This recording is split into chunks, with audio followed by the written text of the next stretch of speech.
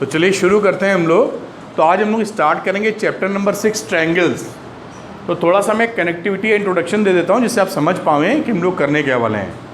Class 9 में आपने पढ़ा था कॉन्ग्रुएंसी ऑफ ट्रायंगल्स, है ना। कॉन्ग्रुएंसी ऑफ ट्रायंगल्स या किसी भी दो शेप्स को, दो फिगर्स को हम लोग कॉन्ग्रुएंट कब कहते हैं? जब उसका हम बात करते थे शेप एंड साइज, जब दोनों ही सेम हो जाते हैं तो हम बोलते हैं कॉन्ग्रुएंट है वो।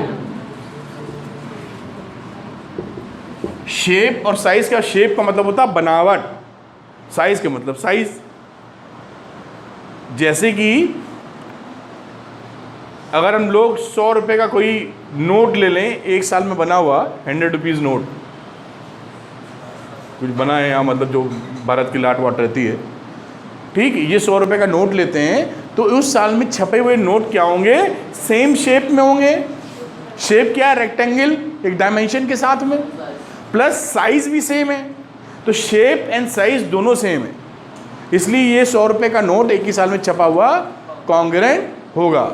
100 रुपये का अगर सिक्का हमारे पास है, सपोज करिए आता हो 100 रुपये का, मान लीजिए सिक्का आता हो, तो सिक्का क्या है? तो 100 रुपये का, लेकिन ना उसका शेप से सेम है ना साइज, तो ये कोई डिफरेंट बॉडी होगी, ठीक है। ये कॉन्ग्रुएंसी क्लास 9th में पढ़ी आपने बेटा, आपको याद होगा और आपने अच्छा काम किया होगा वहाँ पर। अब क्लास 10th में क्या होगा? हम लोग जो पढ़ेंगे उसमें शेप एंड साइज दोनों सेम नहीं होंगे। तो क्या सेम होगा? केवल शेप, शेप सेम होगा और साइज डिफरेंट होगा, साइज डिफरेंट होगा। जैसे कि आप आगरा में ताजमहल घूमने जाते हैं, सपोज करिए, बना तो गंदा सा पाते हैं, ये समझ लीजिए गंदा वाला अच्छा वाला ताजमहल है, मन की आंखों से देखिए, लगेगा नहीं ऐसे आपको। तो ये ताजमहल का बहुत बड़ा ताजमहल रहता है, हम उसका रेप्लिका लेके आते हैं। रेप्लिका समझते हैं? वहाँ छोटे छोटे मिलते हैं, है ना, छोटा सा, इतने बड़े मेरे हाथ में आ जाएगा वो। तो उसका रेप्लिका जो होता है वो सेम शेप का होता है जैसा कि ताजमहल है, लेकिन साइज छोटा है। मेरे हथेली में आ गया तो बहुत बड़ा ताजमहल। तो शेप सेम है, साइज डिफरेंट है। बिल्कुल समझ में आती है बात। जैसे और एग्जांपल्स, मान लीजिए हम सर्किल ले लें, एक सर्किल, उससे बड़ा सर्किल, सब सर्किल। ये सर्किलों में क्या चीज़ कॉमन है? शेप, लेकिन साइज सब अलग अलग है। ये सारी फिगर्स कॉन्ग्रुएंट ना कहला के सिमिलर कहलाती है। क्या कहलाती है? Similar figures. तो हमें यही सिमिलरिटी यानी मतलब उसकी प्रॉपर्टी या सिमिलर ट्रायंगल्स के बारे में स्टडी करनी, इसी चैप्टर में ये सीखना है। कुछ कंडीशंस भी आएंगी उसकी, वो भी सीखेंगे हम, ठीक। तो पहले में समझ में आना चाहिए कि 9th में क्या पढ़ा था और 10th में किधर से कनेक्ट होके पढ़ने जा रहे हैं, ठीक। तो 9th की कहानी थी शेप और साइज दोनों सेम होना, जो कि कहानी बनाती है कॉन्ग्रुएंसी की। 10th की कहानी है शेप का सेम होना, साइज का सेम नहीं होना, तो ये बनती है सिमिलैरिटी या सिमिलर, ठीक है। अब हम जो शुरुआत करते हैं समझने की, पढ़ने की, कुछ एक्सपेरिमेंट कर सकते हैं। सब बुक में लिखा है कि एक आप टॉप पर बल्ब लगा दीजिए, इलेक्ट्रिक बल्ब रोशनी देने वाला, और कोई शीट या कोई रेक्टेंगुलर फ्रेम ले लीजिए, उसके सामने लगा दीजिए, तो उसकी परछाई बनेगी ना नीचे टेबल पर, बनेगी ना। वो परछाई, समझ पा रहे हैं मेरी बात? वो परछाई का फिगर और जिस चीज़ की परछाई बन रही है उसका शेप, दोनों का शेप सेम होगा, तो वो दोनों सिमिलर हो जाएंगे, है ना। लेकिन क्या वो कॉन्ग्रुएंट है? कॉन्ग्रुएंट नहीं है। अब इन दोनों के बारे में ऑब्जर्वेशन किया गया कि आखिर ये सिमिलर हैं, तो क्या रिश्ता है, क्या स्पेशलिटी इन दोनों में, क्या चीज़ें कॉमन है। तो ये पाया गया कि जब भी दो पॉलीगन में कितनी भी आर्म्स हो सकती हैं, जब भी कोई दो पॉलीगन सिमिलर होते हैं, उनके सारे एंगल्स बराबर होते हैं और उनकी साइड्स, आर्म्स प्रोपोर्शनेट होती है, उनका रेशियो बराबर होता है, ठीक है। समझाने के लिए, अब बेहतर और आपके दिमाग तक घुसेड़ने के लिए हम लोग इसका एक छोटा सा फोटो बनाते हैं। ये बात पकड़ में आई जो मैंने बताई आपको? अब मान लीजिए यहाँ बल्ब लगा हुआ है, मेरे डायग्राम बनाने का अंदाज कुछ अलग है तो झेलिएगा। बल्ब है तो बल्ब से प्रकाश रोशनी निकल रही है, यहाँ एक फ्रेम रखा हमने। अब ये मान लीजिए स्ट्रेट लाइन गई तो ये फ्रेम कुछ ऐसा दिखेगा, ये बड़ा सा ऐसा दिखेगा ना फ्रेम, परछाई इसकी कह लो है भाई। तो इसको बोल दिया ए बी सी डी। ए जो वर्टेक्स है इस वाले का ए डैश परछाई में आएगा ना, करस्पॉन्डिंग वर्टिसेस, बी का बी डैश, सी का सी डैश, डी का डी डैश। अब ये रेक्टेंगुलर फ्रेम अगर लिया है तो पॉलीगन है ना, तो इसमें अगर सिमिलैरिटी है, जो कि है, दोनों का शेप सेम है, तो क्या चीजें हमने बताई हैं जो दोनों में बराबर रहने वाली हैं? ये एंगल इस एंगल के बराबर, ये एंगल इस एंगल के बराबर, ये एंगल इस एंगल के बराबर, और ये एंगल इस एंगल के बराबर। समझ पा रहे हैं मेरी बात? और लिखें तो हम पूरी गाथा नहीं लिख रहे हैं, शॉर्ट में लिख रहे हैं। आप समझदार हैं, समझ लेंगे मेरी बात। अगर मैं लिख देता हूं एंगल ए डैश तो आप समझ पाए इस एंगल की बात हो रही है, वरना तो हमको लिखना चाहिए डी डैश ए डैश बी डैश, सही तरीका। हमें क्या लिखना चाहिए? भ्रमित, आप एग्जाम में ऐसे मत लिखना, नॉर्मली आप कैसे लिखना? एंगल डी डैश ए डैश बी डैश। ये एकदम 100% करेक्ट तरीका है एंगल बताने का। आप समझ पा रहे हैं, पकड़ पा रहे हैं मेरी बात? तो ये एंगल ए डैश बेसिकली किसके बराबर है? एंगल ए के। शॉर्टकट अपना रहा हूँ समझाने के लिए, समझ पा रहे हैं मेरी बात? इसी तरीके से एंगल डी डैश बराबर होगा एंगल डी के, और इसी तरीके से एंगल सी डैश बराबर होगा एंगल सी के, और एंगल बी डैश बराबर होगा एंगल बी के। तो सारे तो एंगल्स बराबर हो गए भाई साहब, कोरस्पॉन्डिंग वर्टिसेस के। बहुत बढ़िया है ना गौरी? तो एक तो कंडीशन ये, सारे एंगल बराबर चाहिए। कब? जब दो फिगर्स आपस में सिमिलर हों। दूसरी कंडीशन, हमारे जो आर्म्स हैं, साइड्स हैं, वो प्रोपोर्शनेट। प्रोपोर्शनेट का मतलब है अगर ए डैश बी डैश को हम डिवाइड कर दें ए बी से, ए डैश बी डैश बड़े वाले का है और करस्पॉन्डिंग साइड छोटे वाले की है, तो अब हमने फिर बड़े वाले का ले लिया, जैसे बी डैश सी डैश, तो इसका ले लो बी सी, फिर अगले का ले लिया जैसे सी डैश डी डैश, बहुत सुंदर बात। तो ऊपर का ले लिया सी डी, और बेटा अगर ऊपर का ले लिया डी ए तो नीचे का ले लिया, इसे आप बोलते हैं प्रोपोर्शनल होना या प्रोपोर्शनेट होना। तो ये दोनों कंडीशन किसी भी पॉलीगन में अगर होगी तो वो पॉलीगन कैसा बन जाएगा? सिमिलर। क्या ये बात पकड़ में आई? तो किसी भी पॉलीगन को, किसी भी दो फिगर्स को सिमिलर होना है तो उनमें क्या होना चाहिए? उनके सारे एंगल्स बराबर होने चाहिए और साइड्स प्रोपोर्शनल। बहुत सुंदर बात। ये इंपॉर्टेंट चीज़ है, लिख लीजिए। आप समझ गए एकदम? ज्ञान के चच्चू खुले कि नहीं? चच्चू मतलब आँखें, ज्ञान के मतलब नॉलेज। हिंदी नहीं समझते ना लोग? अच्छा ठीक, अच्छा नोट करो। गलत कर दिया कुछ हमने? अच्छा कुछ कहीं कुछ गड़बड़ी हुई है कहीं? कहाँ पे? अच्छा लास्ट में। गुड बेटा, आप देख रहे हैं। चलो भाई नोट करो। अब देखिए हम लोग ट्रायंगल के केस में आते हैं और हमारी अंडरस्टैंडिंग बहुत क्लियर है कि ट्रायंगल भी एक पॉलीगन होता है, 3 साइड्स होती हैं। एक ऐसा पॉलीगन जिसकी 3 साइड्स होती हैं, तो ट्रायंगल कहेंगे उसे आप।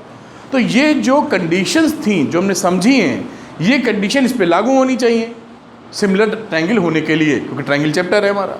तो अगर हम दो ट्रायंगल्स को सिमिलर ट्रायंगल्स बोलते हैं, अगर हम दो ट्रायंगल्स को सिमिलर ट्रायंगल्स, हम ट्रायंगल्स को ऐसे लिख दिया करेंगे, आप समझ जाएंगे।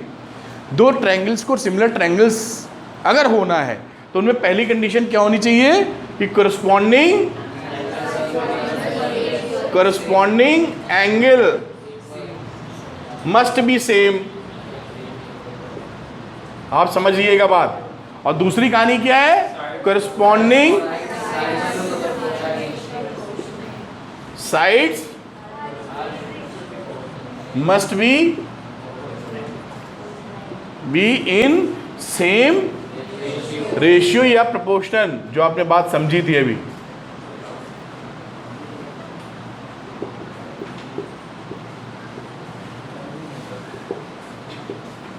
ठीक है? क्यों ठीक है?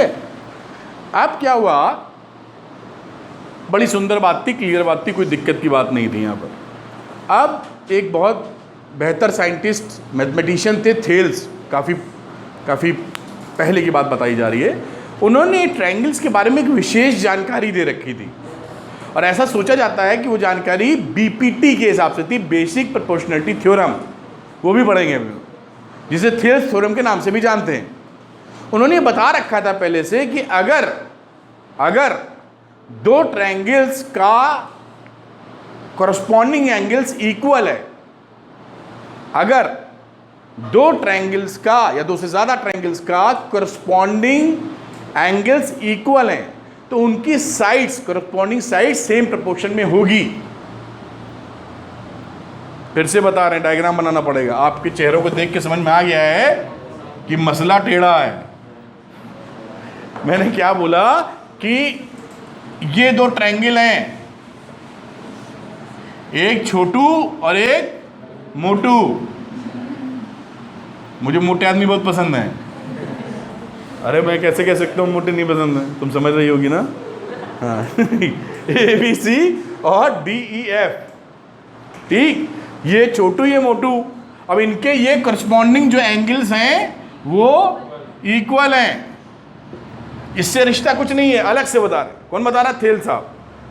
उन्होंने विश्लेषण करके पहले ही घोषणा कर रखी थी, सही घोषणा, कि भाई साहब अगर दो ट्रायंगल्स के करस्पॉन्डिंग एंगल्स इक्वल हैं तो उनकी साइड्स भी प्रोपोर्शनेट होंगी।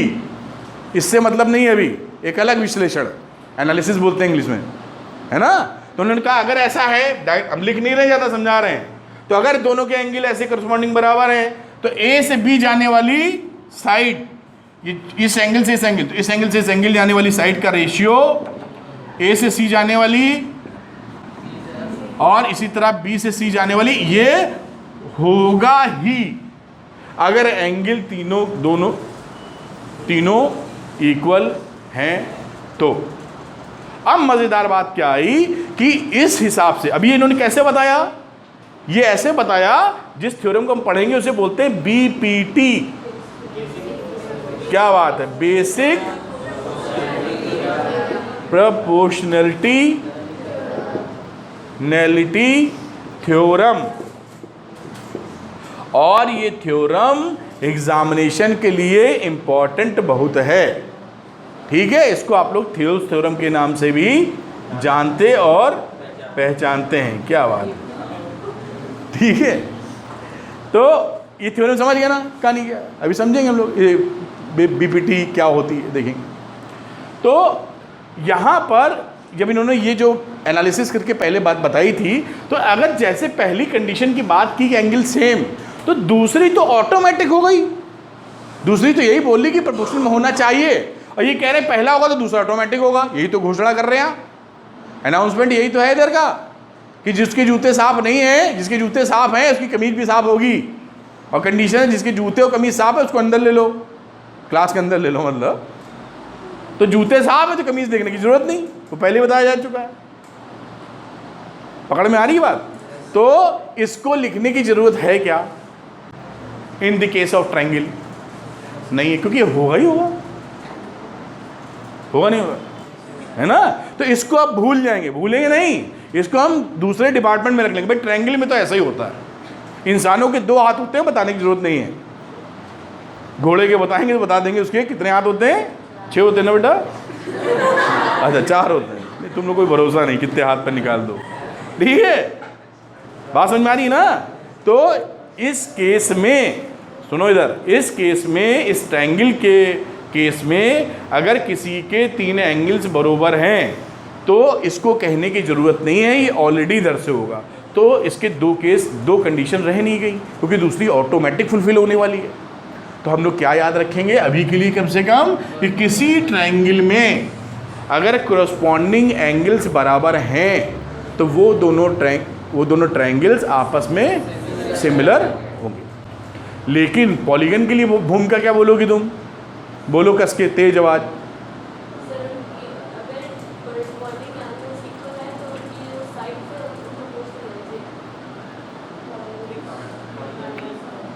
हाँ, माय फेवरेट राजनंदनी। 2 पॉलीगन्स आपस में सिमिलर, तुम लोग की फोटो दिखानी है हमें, कैमरा मोड़ेंगे किसी दिन। तो कहाँ पहुँचे थे? दो पॉलीगन्स को सिमिलर होने के लिए क्या कंडीशन आ लेनी चाहिए?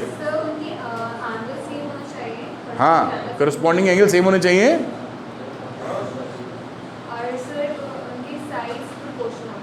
उनकी करस्पॉन्डिंग साइड्स सेम रेशियो में या प्रोपोर्शनल होनी चाहिए, है ना? समझ गए? मेरे ख्याल से इंट्रोडक्शन यही था, पूरी जड़ से समझना है कहानी क्या चल रही है। बिल्कुल एक बात समझ में आई है? क्लियर है सब लोग? अब हम लोग क्या करेंगे, जो बीपीटी थ्योरम थी, इस थ्योरम को प्रूफ करेंगे। एग्जामिनेशन में प्रूविंग भी आती है, तो सावधानी पूर्वक सीखेंगे और याद भी रखेंगे और प्रैक्टिस भी कर लेंगे, जिससे काम खत्म हो जाए उसका। ठीक है? अभी इतना रोक के पहला एक्सरसाइज कराया जा सकता है, लेकिन पहले एक्सरसाइज में 3 ही क्वेश्चन है जरा से, तो वहाँ नहीं रुक रहे हम लोग वो भी कर लेंगे, फिर एक्सरसाइज कर लेंगे 1 2 दोनों। ठीक, बहुत अच्छी बात। चलिए, जो बीपीटी थ्योरम थी, पहले समझते थ्योरम है क्या, आपको समझाता हूँ, फिर इसका प्रूविंग भी करेंगे हम लोग। ठीक है? तो थ्योरम बोलती if a line is drawn parallel to one side of a triangle. एक ट्रायंगल लिया हम लोगों ने पहले ABC, ठीक है? अब बोलता क्या है कि एक लाइन ड्रॉ करो जो पैरेलल हो किसी एक साइड के। तो ये बेस है, तो बेस के ही पैरेलल कर लेते हैं, बनाने में आसानी होगी। बाकी आप किसी की भी पैरेलल कर सकते हैं। तो हमने एक आर्म पकड़ी यहाँ से ABC के बाद D, और D से एक पैरेलल ऐसे खींची D के बाद E, ये इसके पैरेलल है। ये ऑफ ए ट्रायंगल लिखा है बेटा, है ना? Triangle to intersect the other two sides, to intersect the other two sides. इस साइड को इंटरसेक्ट किया और AC को इंटरसेक्ट किया, इसके पैरेलल है, और बाकी दोनों साइड्स को इंटरसेक्ट करती है D और E के ऊपर। ठीक, इन डिस्टिंक्ट पॉइंट, अलग अलग पॉइंट्स के ऊपर। The other two sides are divided, ये जो साइड्स हैं, the other two sides are divided in the same ratio. मतलब AD upon DB is equal to AE upon EC। ये BPT को प्रूफ करना है, या BPT होती है। फिर से सरल भाषा में, अगर किसी ट्रायंगल में कोई एक साइड के पैरेलल हम एक लाइन ड्रॉ करें जो कि बाकी दोनों साइड्स को डिस्टिंक्ट पॉइंट पर काटे, तो वो उनको सेम रेशियो में कट करेगी या इंटरसेक्ट करेगी। बात खत्म। इस ट्रायंगल में इसके पैरेलल, आप किसी के पैरेलल खींच सकते हैं, इसके पैरेलल भी खींच सकते हो। अगर मान लीजिए ये ट्रायंगल है, समझाने के लिए, बात को बढ़ाने के लिए, अगर ABC है तो आप इसके पैरेलल भी ऐसे कहीं से खींच सकते हो, मनाही नहीं है, हमने बेस से खींचा है, कहीं से तीसरी साइड के भी खींच सकते हो।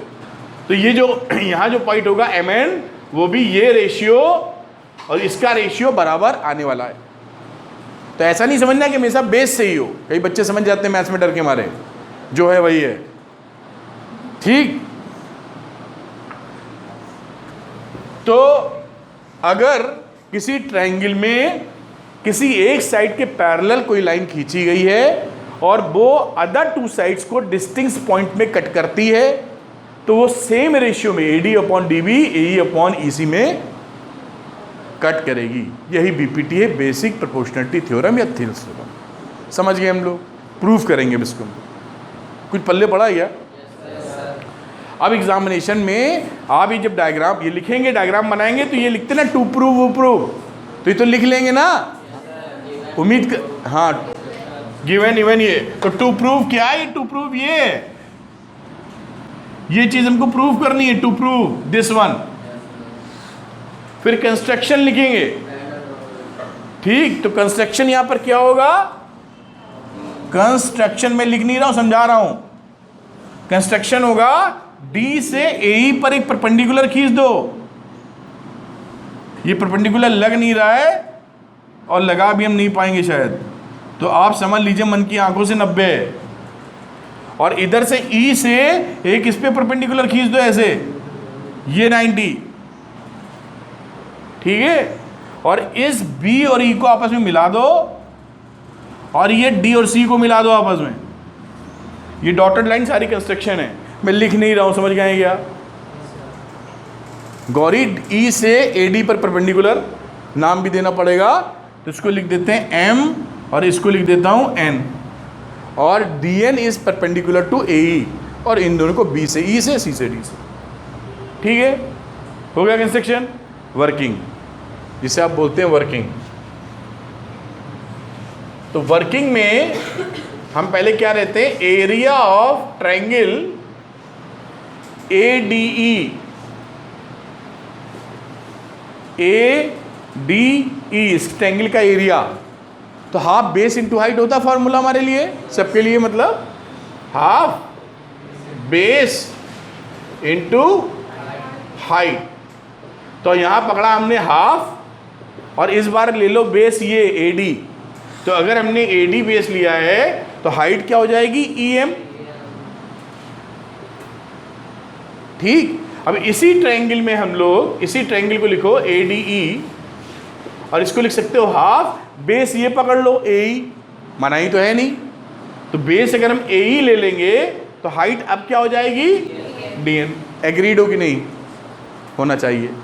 ठीक है, अब आ जाते हैं दूसरे एरिया में, area of triangle this one. कौन सा दिस वन जी, हाँ, MBE। तो एरिया ऑफ ट्रायंगल MB, हाँ 1 मिनट रुको दो, BDE, इस ट्रायंगल की बात करें, BDE। ठीक, BDE भी गलत लिख दिया है क्या, क्या कहना चाहते हो? अब अगर BDE लिखा है तो क्या लिखोगे, हाफ बेस क्या ले लें हम लोग, BD, और हाइट क्या हो गई, ME। देखो ठीक है कि नहीं भाई, ये ट्रायंगल बेस हो गया, और ये तो 90 बना ही रहा है इसे, यही तो हाइट है इसकी इस बेस से। तो ME is the height, base is this one, height is ME। हो गया एरिया। और इसी तरह से चौथा एरिया तभी कटेगा आगे ना। तो ये पकड़ा हमने CDE, ये ट्रायंगल, और इसमें क्या पकड़ा था, BE। ठीक है, ये बन गया हिसाब किताब। अब देखिए किससे क्या चीज़ कैंसिलेशन की जा सकती है। हम लोग क्या करेंगे, ये जो ऊपर वाला था ट्रायंगल, ये और ये, इसको अपॉन कर लेंगे। तो हमने पकड़ा यहाँ पर क्या था, AE वाला पार्ट, AE का मतलब जिसमें ME था, ये पकड़ो। तो लिखा एरिया ऑफ ट्रायंगल ADE, अभी मैं समझा रहा हूँ, इसको रखा, और जहाँ पर EM था, ये एरिया ऑफ ट्रायंगल BDE। कैसे कर रहे हैं रेशियो, देखिए इस साइड वाला ट्रायंगल जो था, ये ऊपर वाला, ये दिस अपॉन दिस, इसी साइड वाले को, तो ये हाइट दोनों की कैंसिल हो जाएगी ME, इसलिए ये पकड़ा है। क्या समझ पा रहे हैं आप? इस वजह से। तो एरिया ADE, तो ADE कितना था बेटा, हाफ AD इंटू EM, और ये कितना था, हाफ BD इंटू EM या ME, जो भी लिख दो। तो ये हाफ ये कैंसिल, तो आ गया AD अपॉन BD। ठीक है, अब इसी तरह इस साइड पे आ जाओ, ये जो ट्रायंगल लिया था इधर वाला, और ये लिया था इधर वाला, इन दोनों का रेशियो ले लो। तो यहां पर लेंगे तो क्या आ जाएगा, area of ADE upon area of triangle CDE। हो गया हाफ ADE कहाँ है, AE इंटू DN, ये हो गया हाफ EC इंटू DN। तो DN कट गया, हाफ कट गया, आ गया AE upon EC, AE upon EC। ठीक है, अब यहां पर देखिए AD तो कॉमन है, ये ट्रायंगल दोनों अलग है नीचे वाले, ये BDE है, ये CDE है। लेकिन हम एक और इक्वेशन, एक और तरीका, एक और थ्योरम पढ़ चुके हैं क्लास 9th में, कि अगर सेम बेस हो और बिटवीन सेम पैरेलल, तो दो ट्रायंगल जो बनते हैं उनका एरिया होता है बराबर। Triangles having the same base and between the same parallel have same area, ये 9 में पढ़े थे। तो इस वजह से हमारा area of triangle BDE is equal to area of triangle C D. Reason क्या है? सेम बेस, कौन सा बेस है? B C, and between same parallel, same parallel, कौन सा पैरेलल हो गया साहब? डी लिख देते हैं, चाहो तो लिख दो एंड बी सी। ये क्या मुद्दा समझ पाए हैं क्या हम लोग? थ्योरम है 9th क्लास की, है ना? अगर ये एरिया सेम है तो ये दोनों पोर्शन सेम हो गए। ये तो देखिए सेम है ही ना ऊपर वाला। अब डिनोमिनेटर इस क्लू से सेम हो गया, इस थ्योरम से। जगह नहीं आप लिख दीजिएगा भाई थ्योरम ही है, गिवन इक्वेशन 1 2 3। समझ तो पाएंगे आप मेरी बात? ये दोनों पोर्शन सेम है। एग्रीड कि नॉट एग्रीड? ठीक, अगर एग्रीड तो राइट हैंड साइड भी बराबर है। अगर राइट हैंड साइड बराबर है तो क्या आ गया? A D upon B D is equal to A E upon E C. और यही तो करना था प्रूव। देखो ध्यान से, A D upon D B और ए ई अपॉन प्रूव हो गया। बस ये बीपीटी प्रूव हो गई। तो बीपीटी ये है और इसका प्रूविंग ये एग्जाम में आता भी है, और सरल भी, इसका कन्वर्स भी ट्रू होता है, वो भी देख लेंगे जल्दी से भी। ठीक है, इसको जल्दी नोट करो। अभी देखते हैं हम लोग कन्वर्स ऑफ बीपीटी। तो कन्वर्स ऑफ बीपीटी क्या बोलता है? If a line divides any two sides of a triangle, एक हमने बनाया ट्रायंगल ए बी सी, कोई लाइन है। If a line divides any two sides of a triangle in the same ratio, मान लीजिए जो लाइन है ये A B C D E, ये सेम रेशियो में डिवाइड करती है, A D upon D B और A E upon E C, same ratio. Then the line is parallel to the third side, then D E is parallel to B C. ये proof करना है, ऐसा होगा। ठीक, तो अब हम क्या करते हैं कि ये तो गिवन है, इसे लिखते हैं ना गिवन क्या है वगैरह वगैरह, गिवन। तो गिवन कंडीशन में हम ये अज्यूम कर लेते हैं कि D is not parallel to B C. क्या पकड़ा? कि ये इसके पैरेलल नहीं है। तो नहीं है तो कोई बात नहीं, हमें पैरेलल बना लेंगे। ठीक है, हमने क्या किया? Let assume D E is not parallel to B C, then we will draw a line parallel to, थोड़ा सा अलग बनाते हैं इसको, इसे समझ पाए आप। देन हमने एक लाइन ड्रॉ की ई डैश, ये इसके पैरेलल बनाई बाय कंस्ट्रक्शन। समझिएगा, हमने डी कैसी बनाई है? बाय कंस्ट्रक्शन पैरेलल, तो मजबूर है, हमने बनाई है। तो अगर ये डी ई कंस्ट्रक्शन से पैरेलल बनाई गई है तो बीपीटी इस पे लगा सकते हैं। बीपीटी यही तो थी। तो हम ये कह पाएंगे आसानी से कि A D upon D B is equal to A E dash upon E dash C. क्या इससे आप एग्री करते हैं? हमने कंस्ट्रक्शन क्या किया है Gauri? Parallel to B C, है ना अंशिका? ठीक, अब इस सिचुएशन और इस सिचुएशन को देखो, यहाँ A D upon D B और ए ई अपॉन ई सी बराबर है। तो ये लेफ्ट हैंड साइड देखिए तो इक्वेटेड है ना, बराबर है। तो मजबूरी में राइट हैंड साइड को भी बराबर होना होगा। होना होगा कि नहीं होना होगा? मित्रों होगा कि नहीं होगा? होगा। तो अब इस सिचुएशन में ये ए ई और ए ई डैश है, ये ई डैश सी है, ई डैश सी है, तो ये ई डैश होगा ना, क्योंकि ए से ई डैश तक जा रहे हैं और ए से ई तक जा रहे हैं, तो और ई डैश से सी जा रहे हैं, ई से सी जा रहे हैं। इसका मतलब ई हमारा ई डैश कोई दूसरा पॉइंट नहीं है, ये वही पॉइंट है। तो हमारा ई वाला जो ई डैश वाला पॉइंट है वो बेसिकली ई ही है, यानी इस लाइन को पैरेलल होना ही पड़ेगा। ये समझ पा रहे हैं ना? इससे ए ई डैश है तो ए है, तो मजबूरी हो गई ई डैश ई ए सेम होना। ठीक, तो converse of BPT is also true. Converse में क्या किया? कन्वर्स क्या बोलती है कि अगर हमने एक ऐसी लाइन ड्रॉ की है जो किसी ट्रायंगल की दो साइड्स को सेम प्रोपोर्शन में कट करती, इंटरसेक्ट करती है, तो वो लाइन तीसरी लाइन के पैरेलल होगी। प्रूविंग में क्या किया? हमने ये मान लिया कि चलो भाई नहीं है, तुम कहोगे है तो ओके, नहीं है तो ठीक है, नहीं है, हम ड्रॉ कर लेते हैं। हमने ड्रॉ कर ली और ड्रॉ करके देखा, बीपीटी लगाई तो ये हिस्सा मिल गया। और इस हिस्से को पहले हिस्से से कंपेयर किया तो देखा ऐसा हो ही नहीं सकता, 2 पॉइंट है, ई डैश को ई पर ही फॉल करना पड़ेगा। तो इससे बात से भी हम समझ गए। तो ये हमारे लिए ट्रायंगल की इंट्रोडक्शन जो कि मज़ेदार रहा है समझना, और साथ में पॉलीगन कब सिमिलर फिगर्स क्या होती हैं, कॉन्ग्रुएंसी से कैसे अलग हैं समझा। फिर पॉलीगन सिमिलर कब होते हैं, 2 कंडीशन निकल के आई कि एंगल सेम होना चाहिए प्लस साइड प्रोपोर्शनेट या सेम रेशियो में होना चाहिए। फिर ट्रायंगल के लिए क्या लागू होता है, क्यों एक ही कंडीशन उसकी भरपाई कर देता है, ये रिया बताएंगी। रिया ट्रायंगल के केस में केवल इतना कह देना ही काफ़ी क्यों है कि अगर एंगल्स बराबर हैं तो वो सिमिलर ट्रायंगल होंगे।